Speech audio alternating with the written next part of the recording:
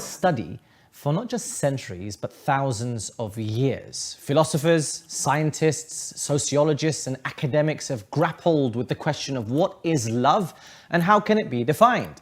More so, in this day and age, relationships are increasingly under the microscope, with the notion of individualism on the rise, breeding a generation of self-centered and egotistical individuals who then have to navigate the complex world of relationships and marriage.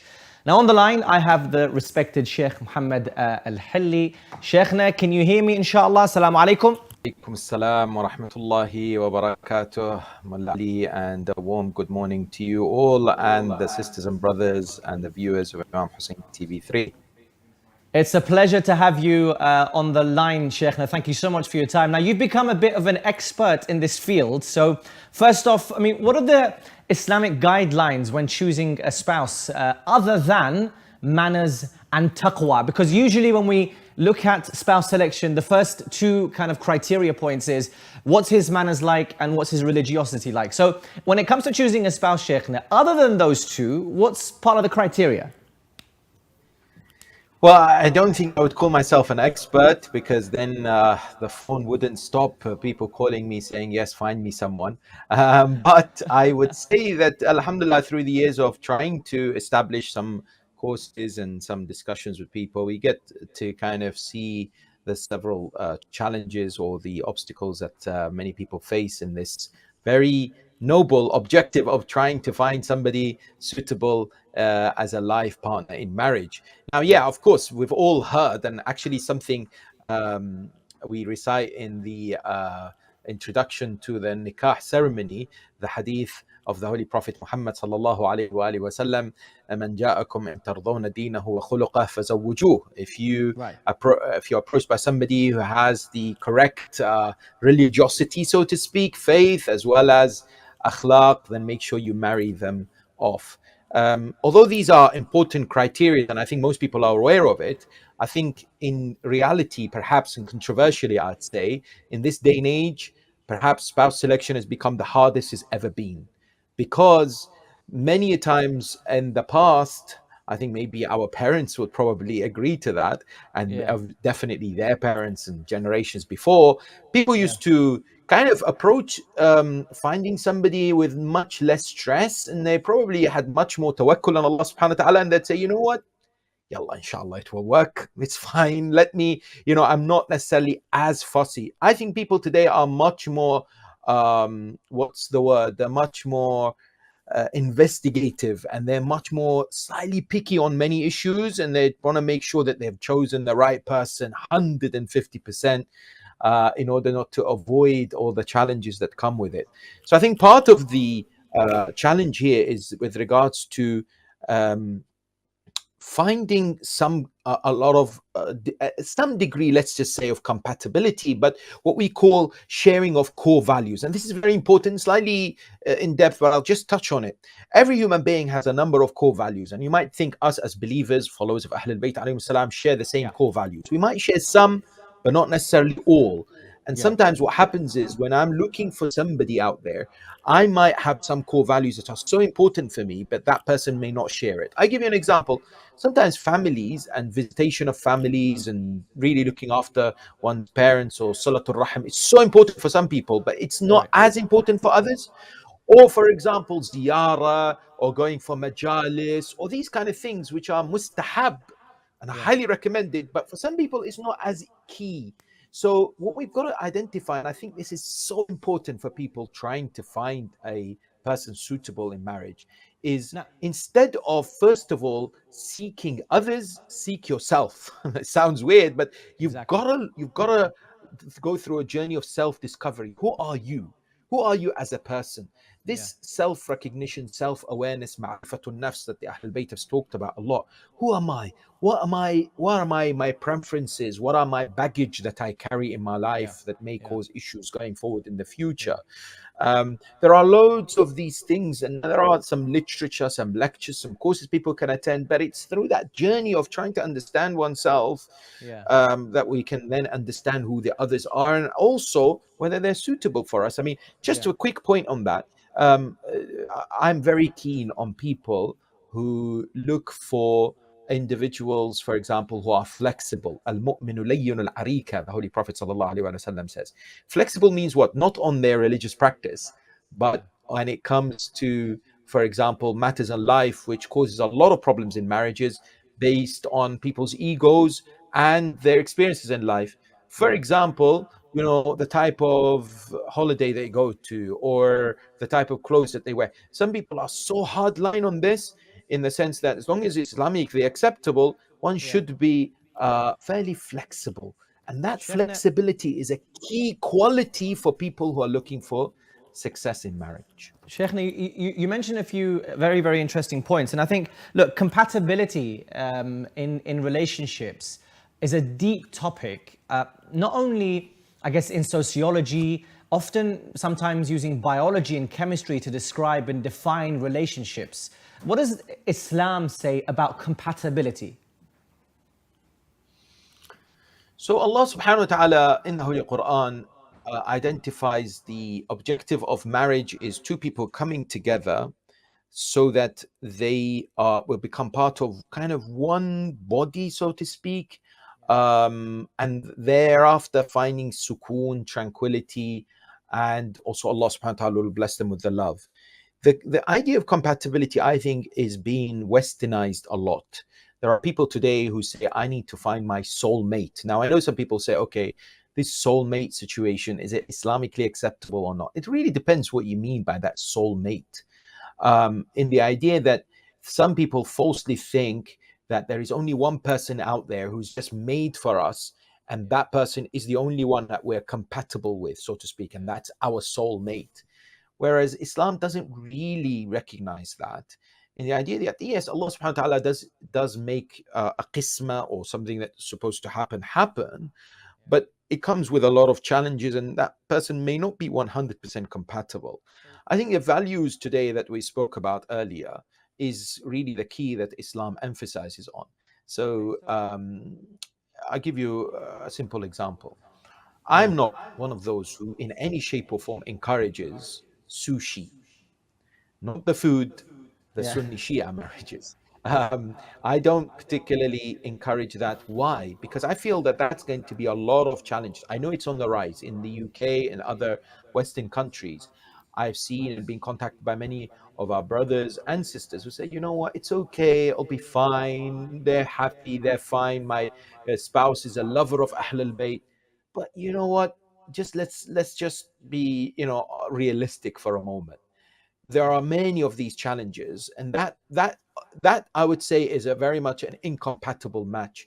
Although some people who are married happily as Sunnis and Shias will disagree with me, but if you are fairly practicing, you find a lot of challenges. Naming the children, the idea of ma'tam and aza, on all the forms of expressing grief for Imam Hussein alayhi salam and the Ahl al-Bayt, the notion of ziyarah, the historical differences we have, the different ways we pray. The children, like, they get so much confusion.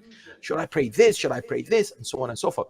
So the element of compatibility, I think, comes into different stages. I can't say for sure for one rule applies for all. Like, for example, are intracultural marriages compatible or not? Depends. There are some of us who would only want the same culture as we are. Some Iraqis will only take Iraqi girls. Some Khojas will only take Khoja girls. But some will say no, not necessarily. There are those who believe that if you're marrying somebody who is not, for example, supporter of the same team, if you're a Liverpool fan and you marry someone who's a United fan, that's incompatible. But I think different kinds of compatibility here, we have to be realistic. You're not going to find somebody who matches exactly your criteria of what you think a perfect individual will be. So, remember, flexibility. But what's the red line? That's what I'm going to say. What's the red line for people that they will never be willing to compromise? That's the value you need to be looking for somebody so that they're compatible. So that, Sheikhna, that comes into like the age-old dilemma of finding a spouse yourself as a young adult, i.e. university, majalis, speaking to the opposite gender before you eventually want to marry them, or relying on family, i.e. mums, aunties, sisters, for them to go and kind of find out who is in the community that you can possibly be a match for. So obviously, spouse selection is. I mean, what would be the best way, especially in this day and age? Because we know back in the day, it was quite a simple process. We say simple, but I mean, the Prophet kind of made it simple, and the Imams made it simple. You get married to this person, and the main bond between you was taqwa in Allah subhanahu wa ta'ala. But in this day and age, we see both forms have their positives and their limitations. But from your perspective, I wouldn't ask you what is the best way, but what is the perception of both methods of selecting a spouse? Today, one of the biggest challenges we have is exactly this, finding a spouse and how people go about it, because there is a resistance to use the methods of our parents and grandparents and the generations before, because some of the youth think that that's outdated, and therefore they want to explore new ideas, new ways, because they don't want someone to find that person for them. They want to be the ones choosing. In Islamic teachings, really, as long as it's done within the parameters of the religion of Islam in halal setting, today what we've got to do is explore all ways that are permissible under Sharia law. So in reality, what I personally, for example, over the last few years have ensured that could happen potentially is programs that are attended by both brothers and sisters, moderated in a chaste way, modest way, by the supervision of scholars who are present to make sure the unnecessary interaction doesn't take place. But people are aware who, for example, is present, and more of these events are taking place, I think, across different countries in the Western world. But I think there isn't, like you said, an actual ideal way. There are people exploring all the kinds of different means out there today. But for example, those who are at university campuses, there are those who are working within Islamic organizations and whatever. There are loads of different ways. But a key method, I think, is to try and contact friends, relatives, people that will know you and say, look, do you know somebody? Can I get to know somebody? And so on and so forth. Islam, of course, allows for the male and the female to sit in a controlled environment. They're still not each other, but be able to get to know each other and spend time to have conversations, to kind of see if they're necessarily good for each other or so-called compatible, and that is allowed. So you're not supposed to just see somebody and whatever, but it does exist in many cultures today where the mother shows a picture and the boy says, okay, based on a picture. And I'm not very keen on that. I know beauty is important, but sometimes we judge very quickly. Today, social Sheikhna, media is there. Somebody mentioned, I have a counter. Sorry to cut you, Sheikhna. I have a kind of counter, not argument, but a counter question to this. Now, this is the scenario. Yeah, this is how the scenario plays out. Typically, when we go through parents and the parents recommend a certain someone to us, right? So we sit down with this with that person. Within, both parents know that this conversation is happening. It's within a house or a cafe, right? And this is what realistically happens in this day and age.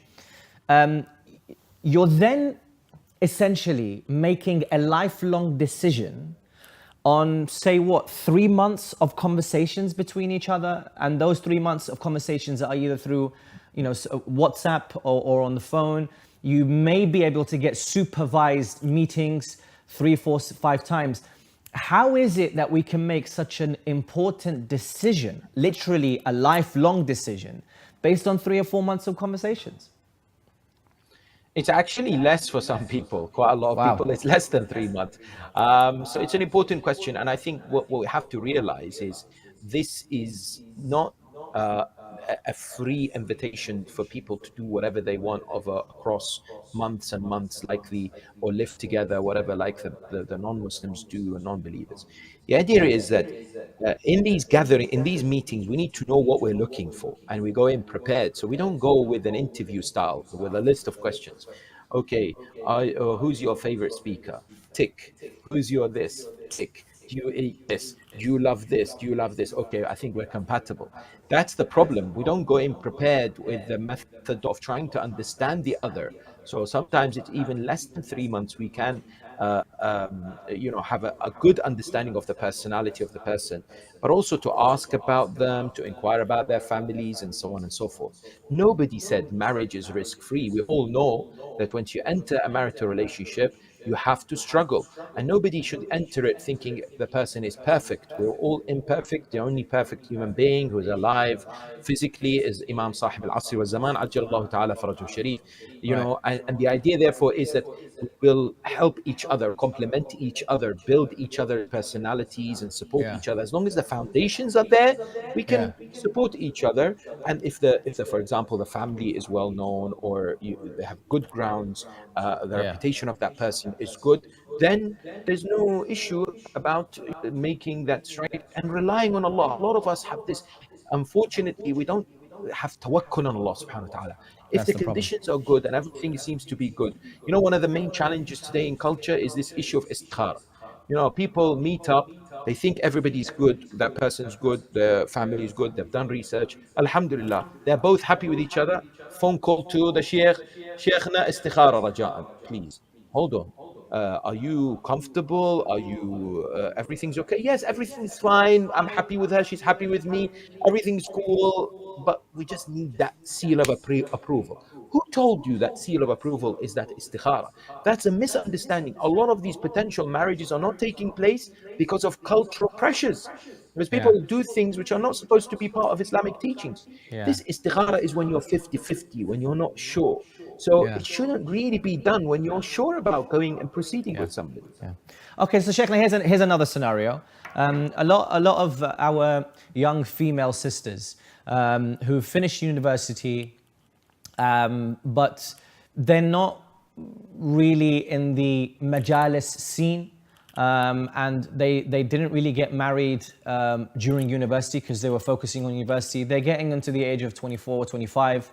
Unfortunately, culturally, there's some of the parents may see them as too old to get married. I don't know if things are changing, but the scenario is, Sheikhna, that how do these young females practically meet a potential spouse if they're not really into the majalis scene and they don't really want to enter the whole social media DMs and direct messaging of the opposite gender? So how do they go about finding compatibility? Of course, this is a tougher situation. And today, if I sit home, with all respect, I mean, I'm not in any shape or form criticizing anyone like that. I have my full dua and hope for all of the sisters out there and the brothers. But if I'm sitting at home hoping to get a job, I'm not really going to get a job unless I'm out there actively seeking for one. The door is knocked, but I need to be a bit more proactive. So that essentially means that maybe some of these sisters have to organize themselves into setups whereby, for example, so similar sisters are able to come together. Somehow people know about them more. Contact the matchmakers in the community. There are a number of matchmakers in different communities. There are a few organizations that are also helpful. I've had a lot of these sisters contact people like me and say, listen, if you ever come across somebody, the more you try, you contact, don't be shy. People are really kind of embarrassed to ask, listen, I want to get married. It's okay. This is a blessed thing that Allah subhanahu wa ta'ala loves. The Ahlul Bayt have encouraged. Don't think, oh, if I'm asking people, that means I'm desperate. Not at all. You should be soliciting people's help as much as possible. Relatives, friends, contact them and say, do you know someone? I'm looking to get married. Is there advice? Whatever. And you might be thinking, yes, I'm sitting at home, not taking part in majalis, not in Islamic organizations, but you're limiting your chances. You're limiting the potential there. You're the opening of you being known out there. So people know that you are, for example, looking to get married. The more you do that, the better. And there are some organizations now maybe thinking about doing activities for the older people who are a bit older. But I am concerned about the rise of the number of our sisters, specifically in their 30s, who are not married. And we do definitely need to help them and think outside the box. Right. Sheikhna, last question, and thank you so much for your time. It's been a very valuable conversation. But I've come across social media and your posts specifically around some sort of like qualification before before two people decide to get. I think there was a film about this a couple of years ago, 2020, I think it was 20 years ago. There was a film about you have to go through a course as a couple and qualify to get that seal of approval to see that actually you are compatible. Is that something that's recommended in Islam and also in your opinion? I'm very passionate about training, education, awareness. I think, Mullah Ali, I think the problem is most of us feel that marriage is something that I just get into, somehow knowing what to do and what to expect and how to make sure I undertake and discharge my responsibilities as a husband or a wife, and then have kids and whatever. We go through, a lot of us in the West, we go through at least some training before we get our license to drive. We go through education before we qualify, right? So why is it that for marriage we somehow expect to enter into this blessed sacred relationship that Allah subhanahu wa ta'ala has emphasized so much without prior some form of training? That's why I believe that it is so important that sisters and brothers do undertake some courses. We offer some courses ourselves, but even if across the world that is not possible, to go and read some books, to ask some questions. I always say to people, before getting married or before even finding someone, contact an alim or see a scholar in your local center and say, can you give me 20 minutes of your time? I just want to sit with you. Tell me, what am I supposed to be looking for? What are the qualities? Sit with a scholar, sit with a learned person, watch. There's so many lectures on marriage and preparing for marriage and important responsibilities. Read the hadith of the Ahl al-Bayt, the books of our ulama. There's so much out there. It's so much better than it was maybe 15, 20 years ago. In English, the material is out there.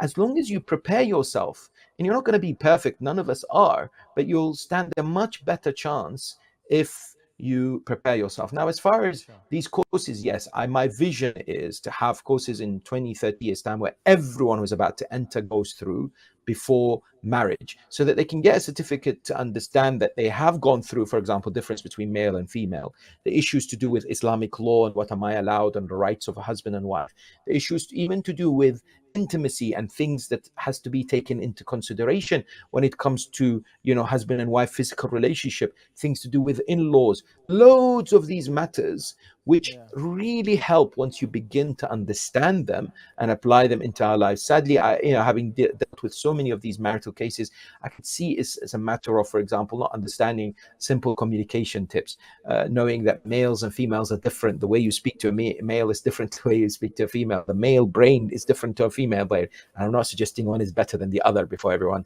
shouts and the feminist movements cries foul. I'm just saying people are different.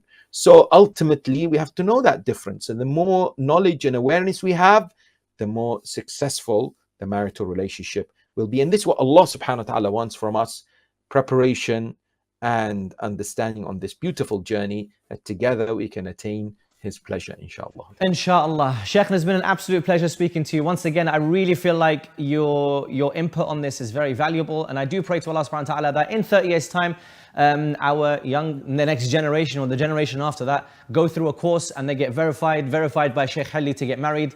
And it's one of the gold standards. So no woman will accept a man, no man will accept a woman unless they're verified by Shaykh Hilli. Astaghfirullah. Not myself only.